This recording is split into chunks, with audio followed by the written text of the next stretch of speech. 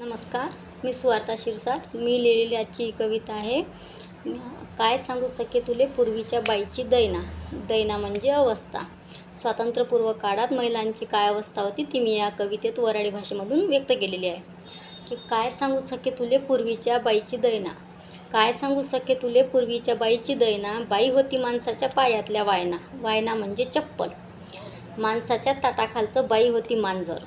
माणसाच्या ताटाखालचं बाई होती मांजर. ताटाखालचं मांजर म्हणजे एखाद्याच्या अंकित असणे. माणसाच्या ताटाखालचं बाई होती मांजर. वाटेल त्याले तसं तो नाचवत होता आपलं बांदर. रक्ताचं पाणी करून बाई खात होती कोंडानी कैना. बाई झाली होती सांगकामी मैना. कोंडानी कैना म्हणजे वेस्टेज धान्य. काय सांगू सके तुले पूर्वीच्या बाईची दैना. बाई होती माणसाच्या पायातल्या वायना. भारतीय घटनेनं दिली बाईले चालना. भारतीय घटनेने दिली बाईले चालना. प्रधानमंत्री राष्ट्रपती झाल्या बाया ठरला या देशाचा आयना. आयना म्हणजे आरसा. भारतीय घटनेने दिली बाईले चालना. प्रधानमंत्री राष्ट्रपती झाल्या बाया ठरला या देशाचा आयना.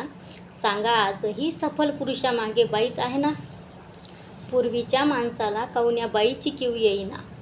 पूर्वीच्या माणसाला काऊन या बाईची कीव येईना.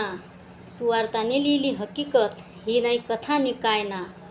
सुवार्ताने लिहिली हकीकत ही नाही कथा नि काय ना. काय सांगू सके तुले पूर्वीच्या बाईची दैना.